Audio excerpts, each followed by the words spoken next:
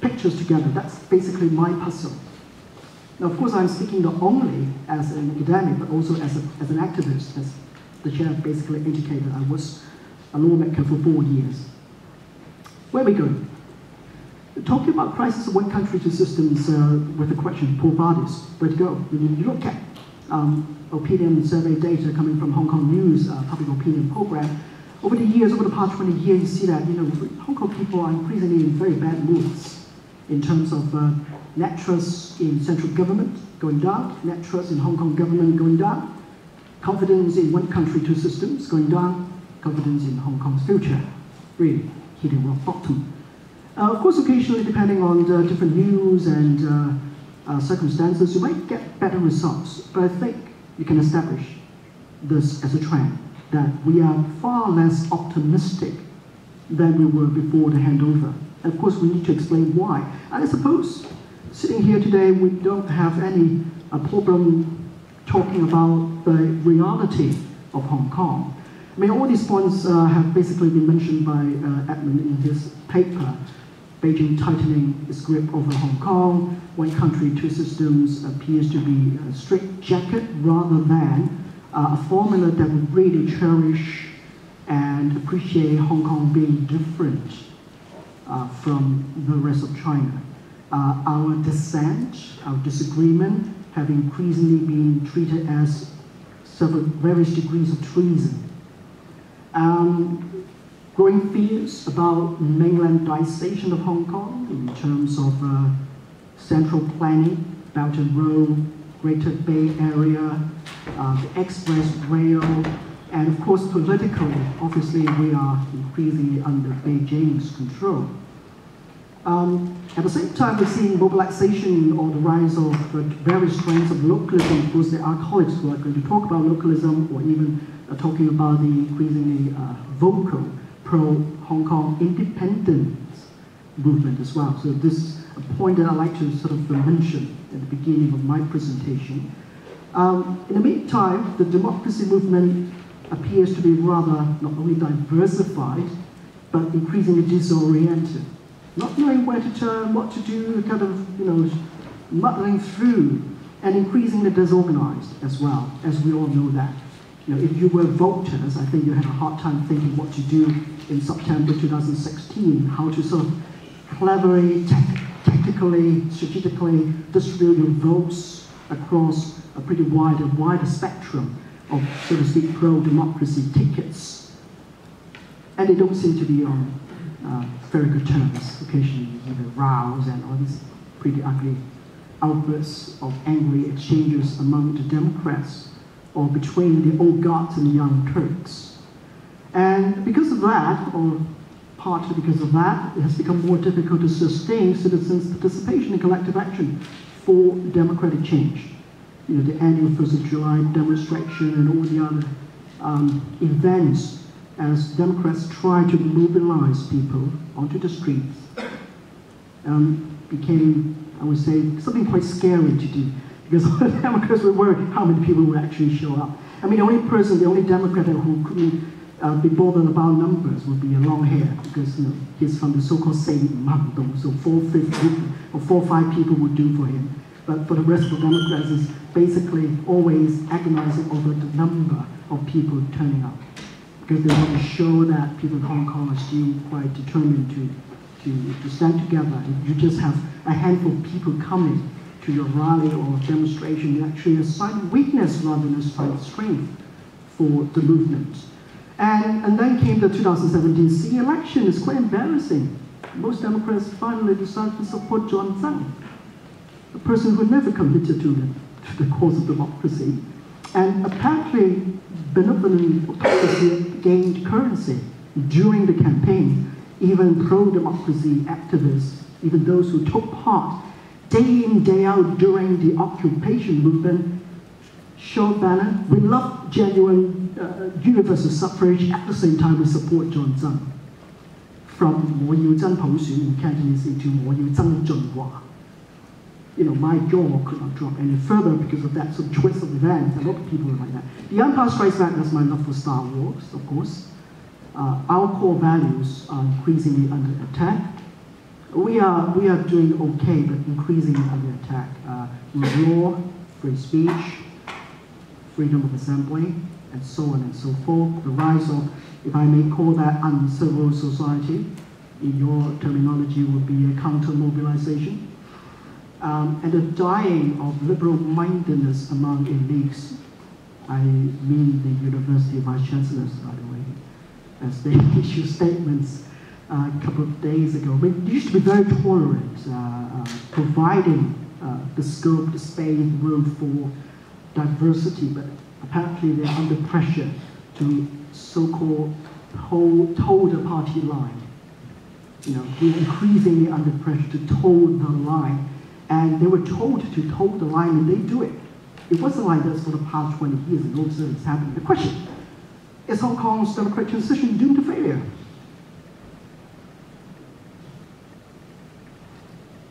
I wonder what you think.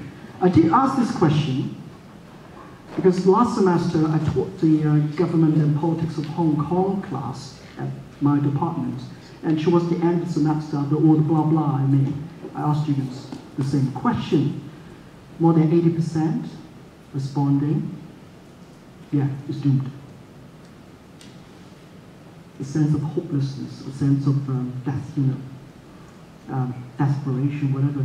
And these two other pictures are signs of Democrats supporting John Zhang during a rally and also on Facebook expressing. Is democratization therefore derailed? Hong Kong's democracy a hopeless case? Yes or no?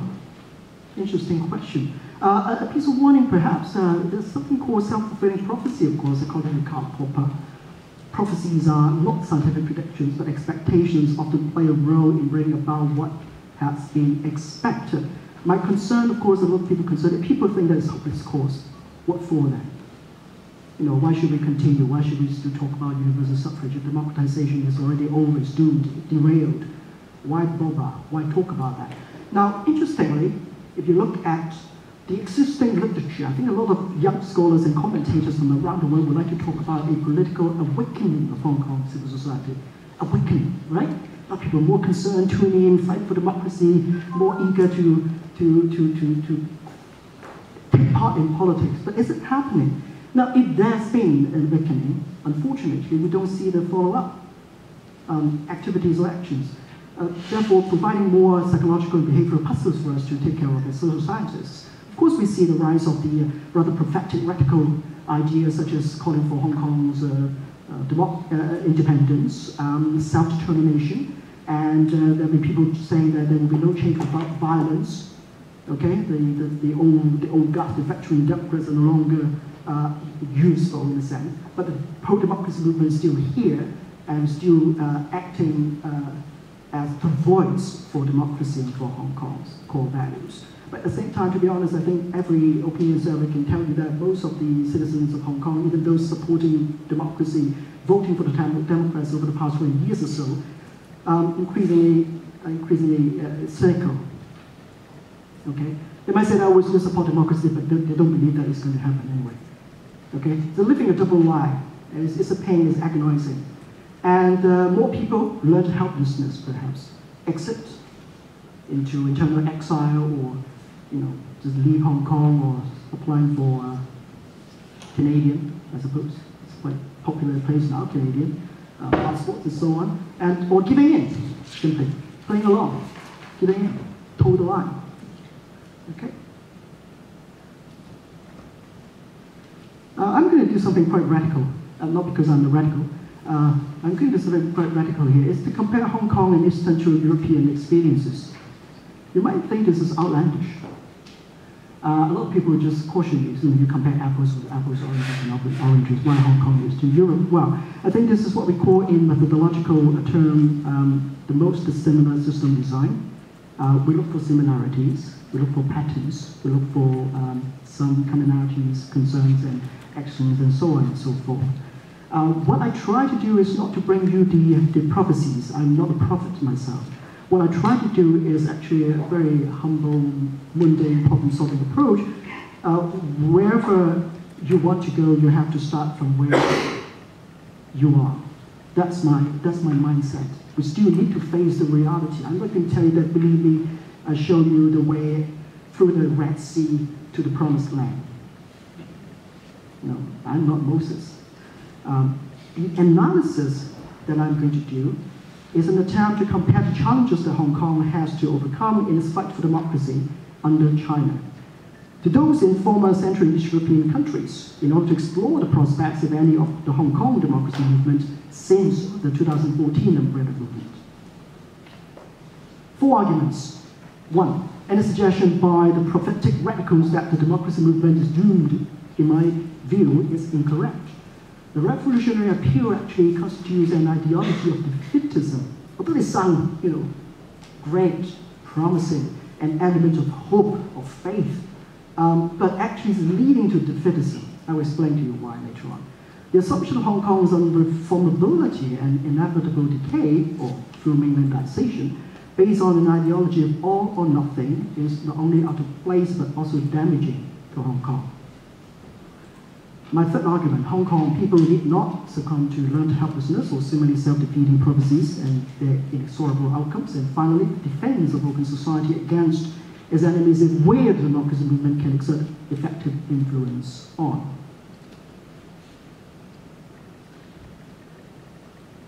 I'm just learning how to play with PowerPoint, sorry about that.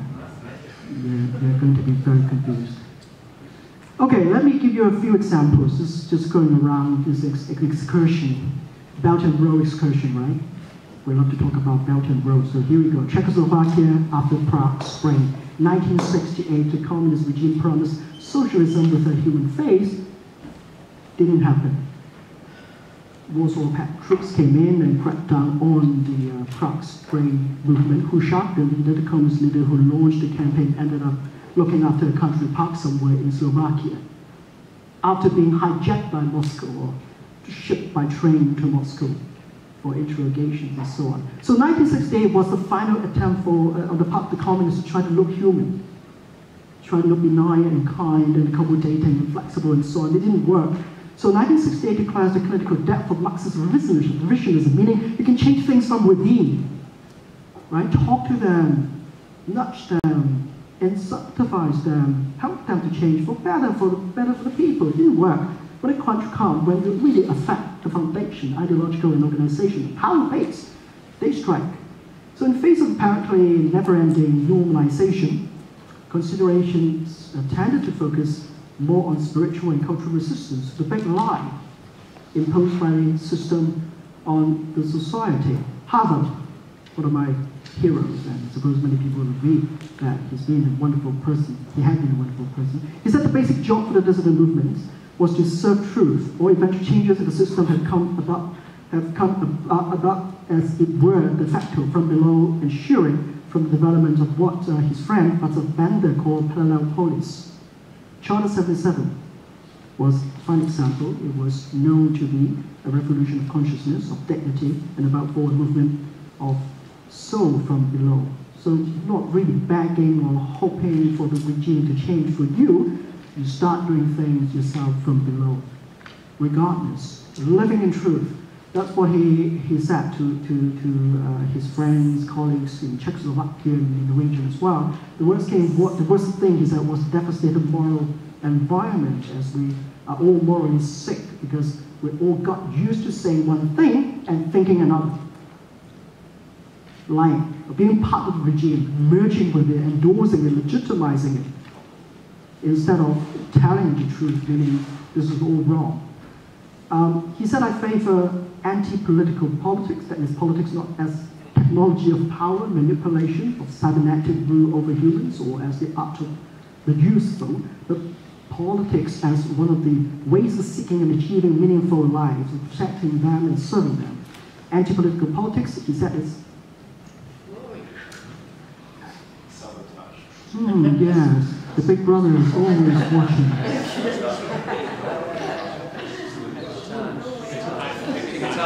So should I call my mother and ask her? I feel like paying them you want to be a mini land? Which one should I do? Which one should I do? Should we call? 50-50, let's have a vote. Snooze, are you sure? No, good time. Good time. Take your time. You sure? Wow, I like this game. Take your time. Sorry, boss. Take your time.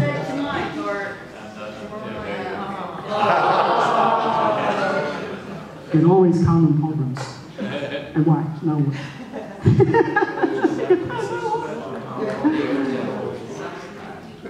Don't worry, I will try my best. Don't worry. I told you, expect the worst to come. Always prepare.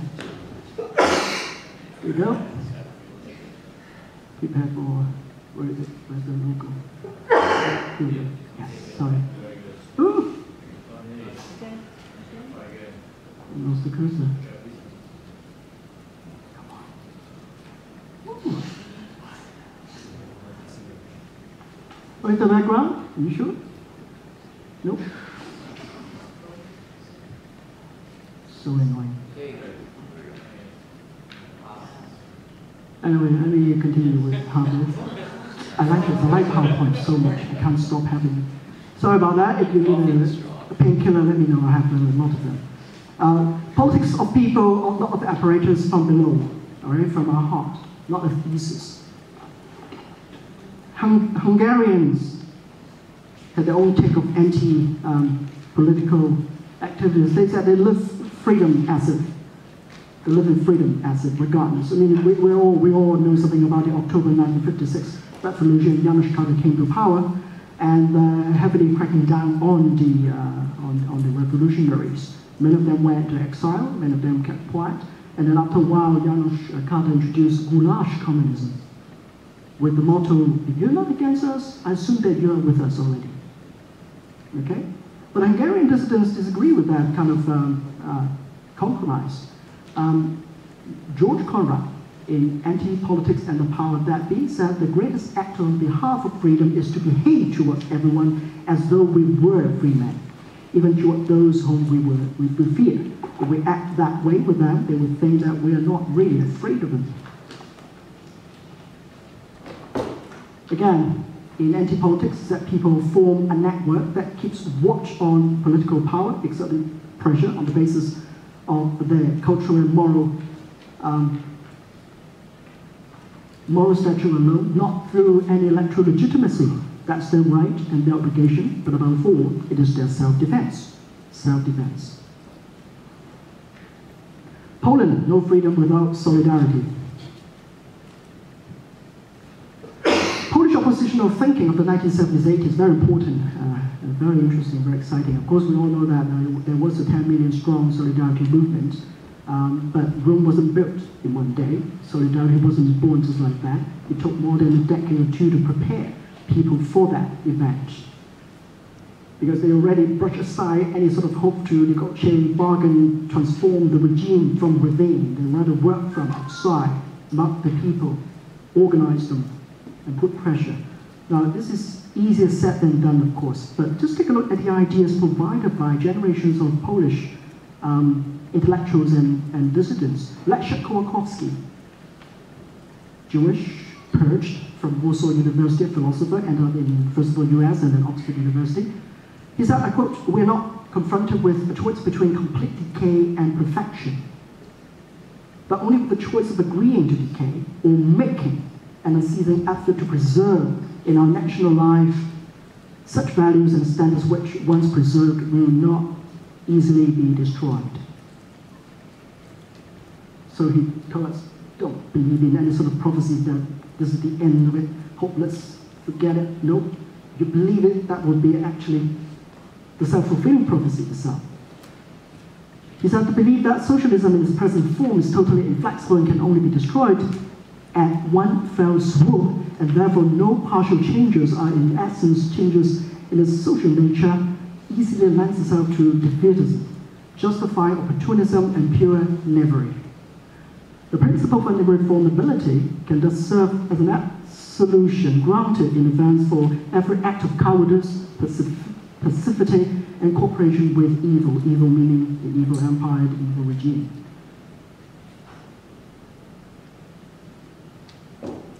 He said, I'm thinking for reformist orientation in the sense of believing the possibility of effective, gradual, and partial pressures exercised in a long-term perspective, a perspective of social and national liberation. The reformist position is understood as an idea of active resistance exploiting inherent contradictions of the system.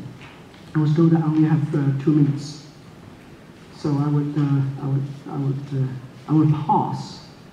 You know what I'm saying? Adam Mihik, one of my favorite heroes, as well, talking about the importance of working from below, from civil society, and always asking the intellectuals to prepare and work with those suffering from various forms of oppression. Lessons. What can we learn from a quick excursion between Czechoslovakia, Hungary, and Poland? Number one, in my view, dissidents from various backgrounds across Eastern Europe believed they could protect themselves only by forming alliances based on principles of openness, solidarity, human rights, and living in truth. It's going to be an anti-political and civil society movement from below, and attempts to reconstitute civil society in the 1970s and the 80s dismissed the official ideology, treated the official political structure as non-reformable from within, but they started to press for change from below and from everybody's mind. The future, according to Karl Popper, depends on ourselves, and we do not depend on any historical necessity at all. 4 scenarios for our considerations. A lot of people are talking about mainlandization, decay and decline. A lot of people are worried about Hong Kong being absorbed instrumentally, functionally, top-down integration from above, like Beijing. We have to adapt, we have to adjust, and so on. A lot of people are wondering what to do and therefore muddling through. That's the 3rd scenario, including the Hong Kong government calling Hong Kong a super connector. They have very clearly defined what exactly it means. They're trying to still muddle through and hope for the best, right? But not preparing for anything. Whereas, in my view, the democracy movement still can do a lot, all right? Adopting this holistic approach, yet firmly endorsing a decentralized perspective as a norm entrepreneur standing up for open society against its enemies. Concluding remarks, if I may give 1 more minute, sorry sir. 2 slides only. In my view, a new civil society movement could be built around the defense of Hong Kong as an open society. I mean, we've seen worse. I mean, what could be worse than what Poles, Hungarians, and Czechs and Slovaks encountered, and yet they came up with those fantastic ideas. I think we can all sort of share that. It's a repertoire, discourse, and so on, plan, strategy, and tactics, way we prepare Hong Kong people for the worst, and we prepare ourselves better for the worst, perhaps. Its identity, in my view, as new civil society movement in Hong Kong should be both global and local. Think globally, act locally, post-sovereign and post-national. Its actions resemble those of a normal entrepreneur, focusing on the logic of appropriateness and the development of soft power buttressed by universal norms and local core values. We have all these resources at hand, and why should we just forget about them? We should repackage, reorganize, articulate, and so on and so forth. A new movement is arguably less interested, in my view, in exploiting the inherent contradictions of the hybrid regime for short-term electoral gains, but more interested in promoting higher standards of governance which keeps Hong Kong distinct from China. Diversity, in my view, is more than respected and tolerated. It's respected and tolerated, of course, in Hong Kong, among the activists, but it should be celebrated and embraced. There will be no no-go area, no self-censorship, no censorship. Everyone must be, however, held accountable for her idea and deeds in open and transparent manner. We don't want to tell lies. We have to be honest to people. When we have pains, when we have problems, we have to tell them. We start from social reality, not sweeping the reality away. And unity, in my view, may exist, may flourish because of, rather than in spite of, diversity. My last chance. Role models. Well, I started with the question, Paul Vardy's, where to go, right? As Democrats, people supporting Democrats, people wanting Hong Kong to remain different, to continue focusing on fight for democracy, human rights, and so on and so forth. There are 2 role models coming to my mind. Of course, it's not my creation. Also, judging from comparative experiences from around the world, particularly today, we focus on Eastern Central European people, countries. On the left-hand side, the emperor's new clothes. The little boy saying that, the emperor's not had no clothes on. Of course, this one is from America, with Trump shouting back those speaking truth to power turn out to be, in his eyes, in his mind, to his mind, enemies of the state. But we have to keep doing that. And of course, the one on the right-hand side, that's Sisyphus. Albert Camus, the struggle itself is enough to fill the man's heart. One must imagine Sisyphus happy. Okay, with that note, thank you very much for your attention.